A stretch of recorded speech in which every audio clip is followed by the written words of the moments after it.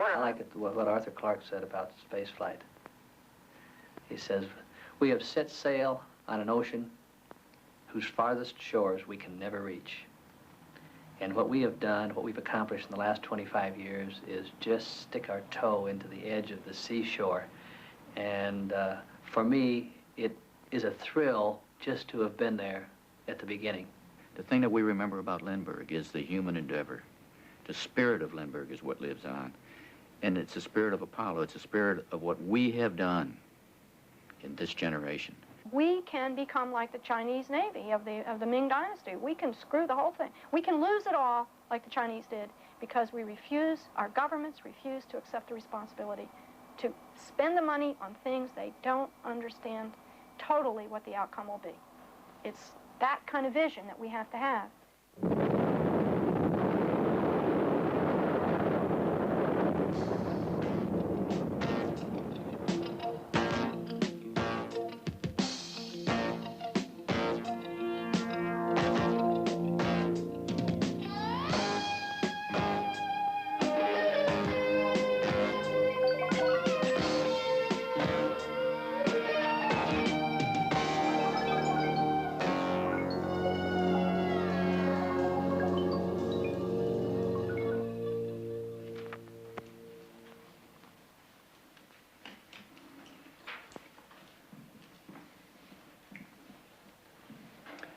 When I was growing up, it never occurred to me that one day I would orbit the Earth aboard a space shuttle.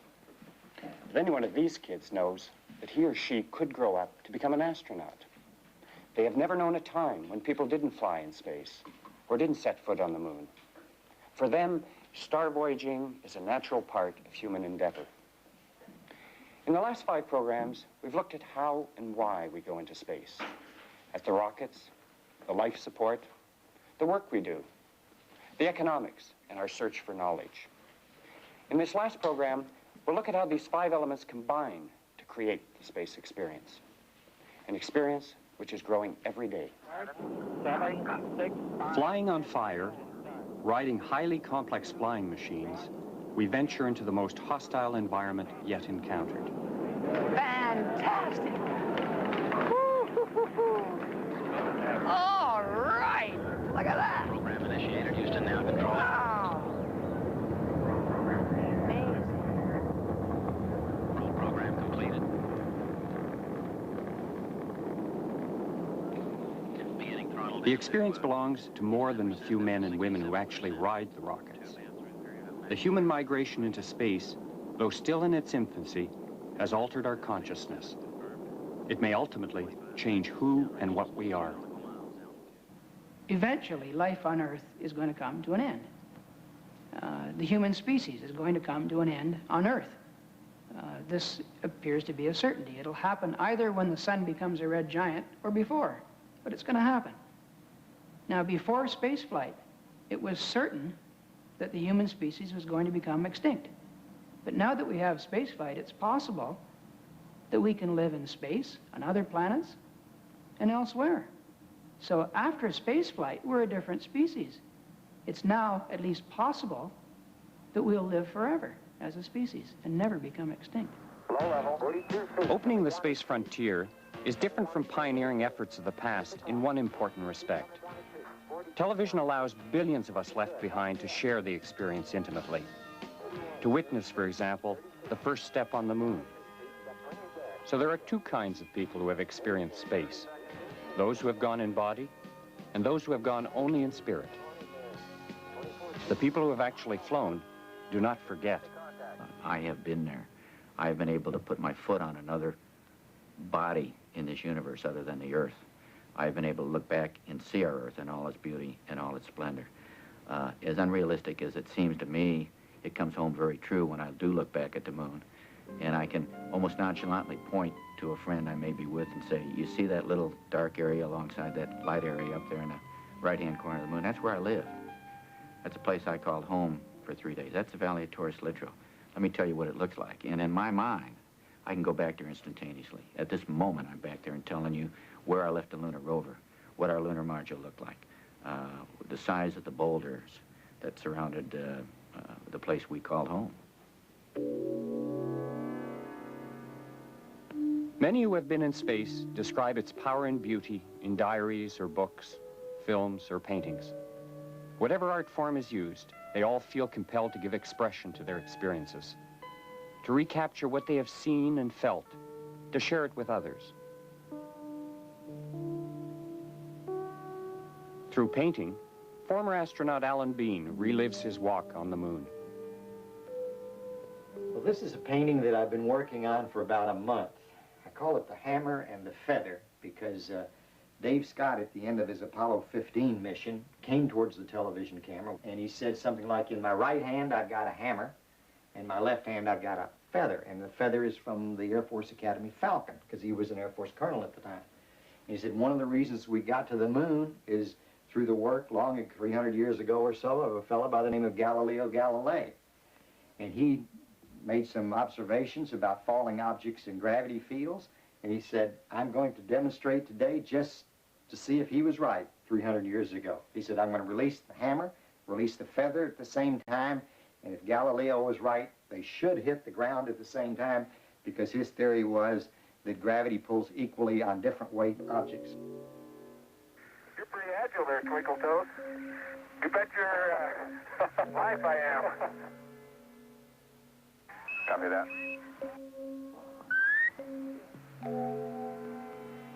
Well, in my left hand, I have a feather. In my right hand, a hammer. And I guess one of the reasons we got here today was because of a gentleman named Galileo a long time ago who made a rather significant discovery about falling objects in gravity fields. And we thought that where would be a better place to confirm his findings than on the moon. And so we thought we'd try it here for you. The feather happens to be appropriately a falcon feather for our falcon. And I'll drop the two of them here, and hopefully they'll hit the ground at the same time. How about that? They did hit the ground at the same time, and he said, how about that? Galileo was right after all. How about that? Proves that Mr. Galileo was correct in his findings. I was strolling on the moon one day in the merry, merry month of December. Now, May's the month. May, that's right. May is the year of the month. When, much to my surprise... If I were to take each of you to the moon with me, you would probably ask yourself the same question that I did. Do you really understand where you are at that moment in space and in time and in history? And you would stand in awe as you were completely surrounded by sunlight, looking at our star, at our planet, itself surrounded by blackness. It's an incredible paradox. It is in our nature to take on great challenges. Mars is the next target of our imagination. Long a source of mystery and science fiction, it may soon become part of our reality. To get to Mars and back takes less rocket thrust than it takes to get to the moon, because Mars has an atmosphere to help slow you down when you arrive. You need other kinds of life support, though. You need to be able to stay alive for a year, 2 years to get there, instead of only 2 weeks to get to the moon and back. Mars, unlike the moon and most other places in the solar system except Earth, Mars has water. It has the small atmosphere, so that a key to exploring the system of Mars and settling it is to get there and find and utilize local resources. In the process of planning and designing to go to Mars, if you think about all of the lessons you would have to learn, all of the tools you would have to build, all of the spaceships or facilities or systems you would have to design and prove, you can see that there's a full range from life support systems to truly knowing human biology to understanding how to deliver health care to humans for several years in zero-G. The key to any kind of transportation is to have two ends of a transportation system where you can get to one other end, like Mars or its moons, a refined water and rocket fuel for their trip back. Once that's possible, I see that as the breakthrough, then not only Mars, but the whole inner solar system becomes open to you. I think a trip to Mars in this century is very realizable, and I don't think it has anything to do with technology. It has everything to do with political will. All we need to do is decide we want to do it, and when our governments understand that our people want to do those things, and our people are committed to those things, then our governments will do those things. However, we can't do it without our governments. We can't get in a covered wagon and say, I'm going, like our ancestors did. We have to have our governments help us. Who wants to travel to Mars with me?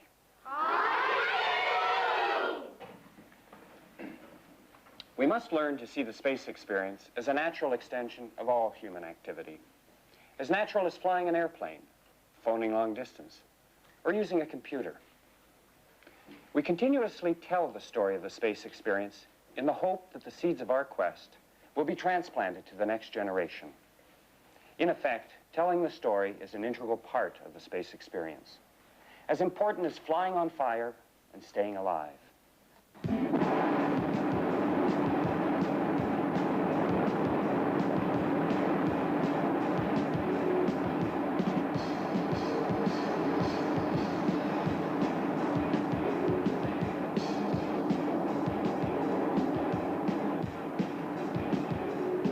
The longer we stay in space, the more important the human experience becomes. The psychological factors, the interpersonal relationships.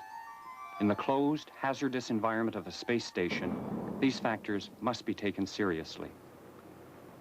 We know from the long-duration missions already flown by Soviet and American astronauts that the little things start to count a lot after the first few weeks in space.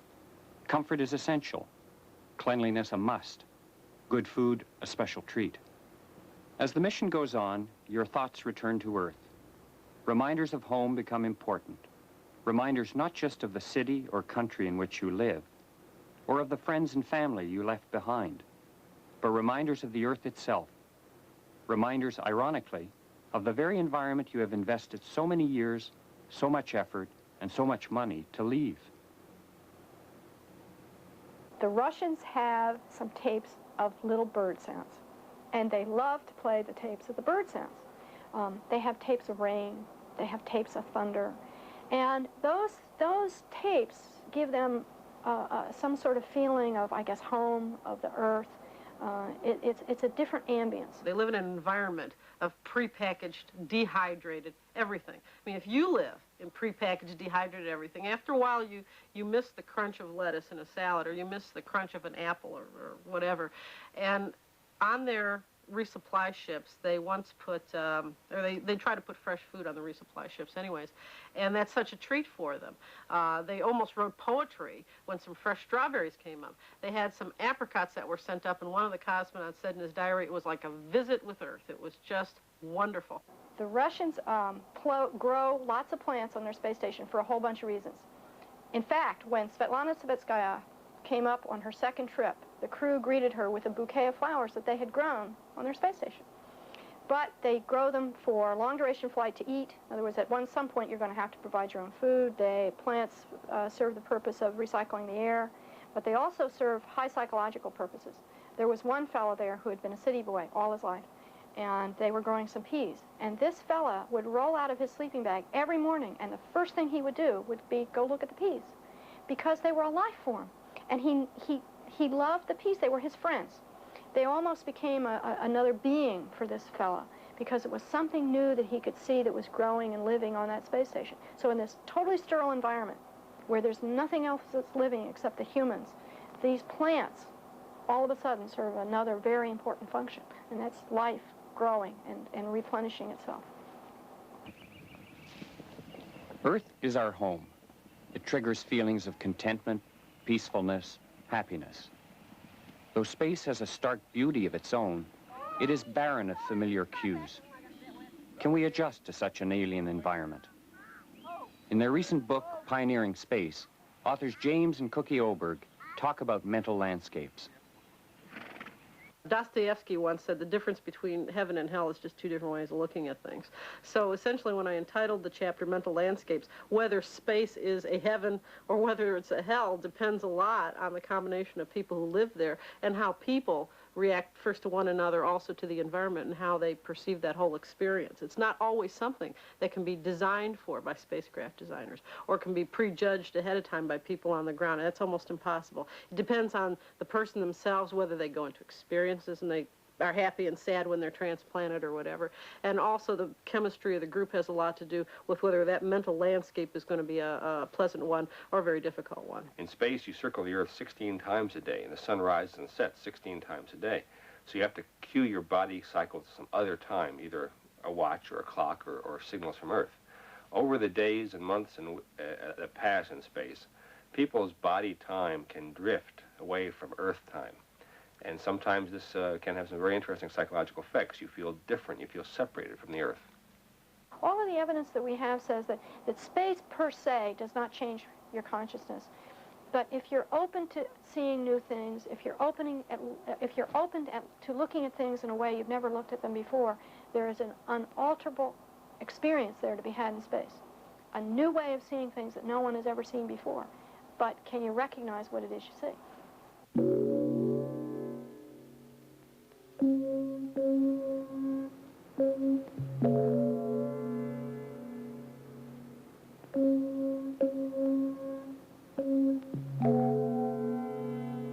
A sense of humor helps immeasurably in space. Practical jokes, an almost childlike willingness to have fun can ease the stress caused by the isolation and danger of the space environment.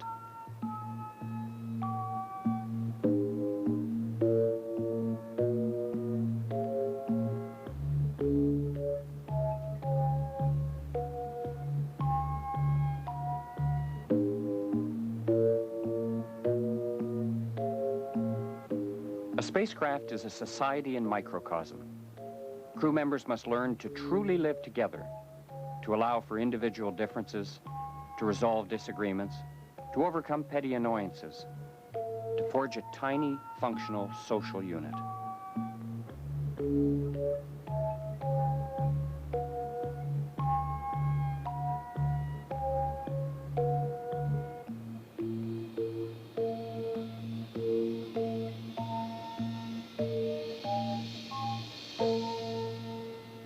Things will change when crews are mixed sex and mixed culture because we'll have to provide more flexibility and more autonomy for those crews and those groups of people to form a synergistic, cohesive group. In the past, we have homogeneous groups. Most of the people come from the same background. They've trained for a long period of time. We send them up there. We don't have to plan a whole lot because we know pretty much how those people are going to work. All of a sudden, we're going to start bringing people in that haven't done that, with different ways of doing things, different habits. And if we want to be sure that the group dynamics works well, we have to plan very carefully to understand how group dynamics works in the first place, because we don't want to create situations which are going to make problems. I think you need an enrichment not only of different types of people from the arts and sciences coming on board and exploring space, but from different nations of the world, because different cultures may hold keys to behavior that'll make survivability much easier. The Japanese have extreme, for instance, Japanese have extreme traditions of politeness in a very crowded society. That might be helpful to have extreme traditions of politeness when you're all crammed together in a small space for a very long period of time in a hostile environment where you can't get out. People from different cultures think about things in different ways. In some cases, they don't even have words for concepts that somebody else has. For instance, in some of the Mediterranean cultures, they don't have words for privacy because they don't want to be private. They want to be in groups. They don't understand when somebody wants to go off and be alone because that's not part of their culture. They do not send nurturers up. Nurturer is like mom or like grandmom or someone who takes care of other people, whose job it is to look at other people or to make sure that their welfare is the priority. They feed them or they take care of them on a bad day. That's an important person in a group whose job is to sort of look after other people. If you look at the Antarctic experiences consistently, the cook, the nurturing figure, is the person who is next to the commander in terms of status in that particular group, because his psychological function is so important. He keeps the crew's well-being going by food, by something fundamental like food. American astronauts have had little experience with long space missions. Shuttle flights last barely more than a week. Only on Skylab in the mid-1970s did they live in space for periods of up to 3 months. The Soviets hold the record for long-duration spaceflight. The Salyut space stations have been manned almost continuously since 1971, when the Soviet Union recently launched a larger space station, Mir. Cosmonauts have flown missions lasting 7 and 8 months. I think the Soviet Union right now is unquestionably more advanced in the use of humans in space, use of men and women in space, the application of men and women in space. They have far more time in space than the United States. They have far more experience in operating space stations than the United States does in space. The Soviets really have an aggressive space effort, spending perhaps 2.5 to 3 times that which the United States spends. And it's appreciated by the Soviet man and woman in the street far more than is the U.S. space program. The Soviet Union in any given year will launch 100 space missions into orbit, compared to perhaps only 15 or 20 for the United States. I think the message there for the future is the United States, Europe, Japan, Canada must realize that the qualitative lead, the technical lead that the United States, that the Western nations have over the Soviet Union in space is rapidly being eroded. And for the future, the Soviet tortoise in space is catching up with the Western hare.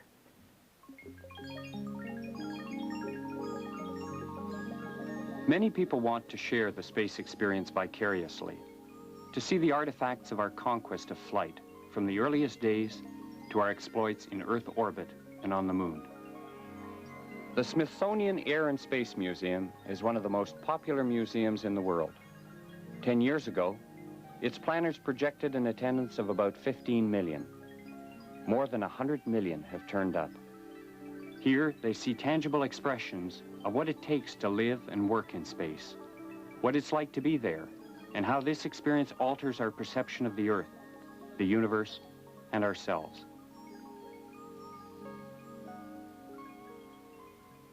One of my favorite paintings is this one I have over my mantel of my fireplace.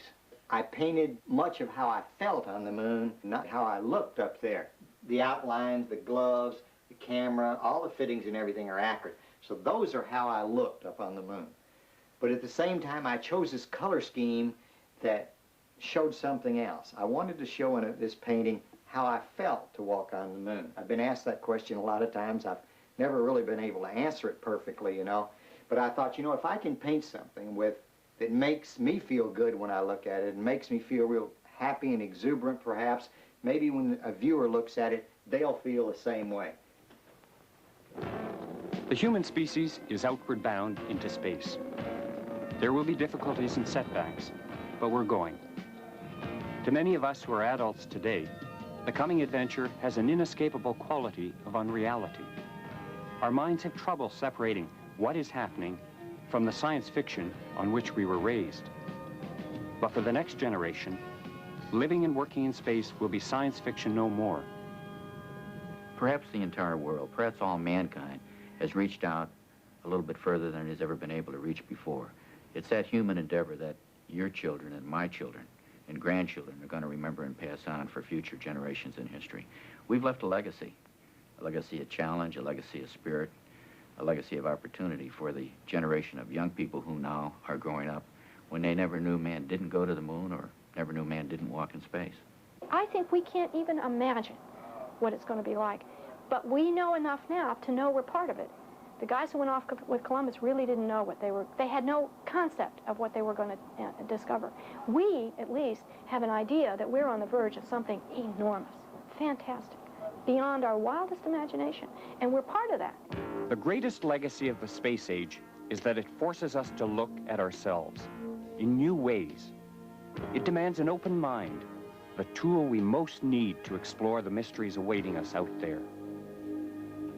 It's very important for the public to realize that your vision is limited, not by what your eyes can see, but it's by what your mind can imagine. So if you have a group of people, a group of individuals who can do something so fantastic as landing a man on the moon, for example, think how you can free men's minds to imagine things that go beyond that. 2, 1, ignition. Right away, Houston. Vector good. Today, those who go into space come home to planet Earth. But will we always return? Or will we embark on a new evolutionary path, becoming a true spacefaring species? Surface winds 135 at 10. That's 10 knots from the left. Landing velocity on 2 chutes is 28 feet per second. Perhaps in time, there will be humans who never set foot on Earth. Will such people want to visit the home planet? Will they even be able to? Touchdown at Mission 11, 7 days, 1 hour. Somewhere on Earth, there is a child growing up who will one day set foot on Mars, the next target of our imagination. Still another in the long line of goals that have kept us moving step by step out into the universe. But space exploration is still difficult and risky. The ability to live there is still tentative, and the cost still tremendous. Moving out into space takes dollars and technology. It also takes willpower and vision. It will be up to this generation to decide how to achieve a journey to Mars. And most important, to decide when.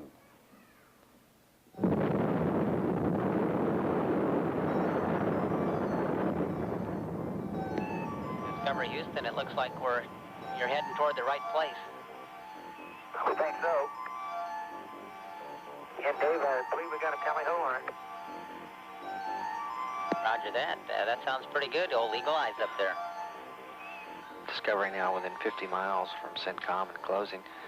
And the KU band rendezvous radar is activated and has locked on to CENTCOM and is in the passive mode. And now you're going to close on CENTCOM. Roger that. We got a bunch of guys looking for it out the top window here. Discovery has come around into attitude and is now about 331,000 feet from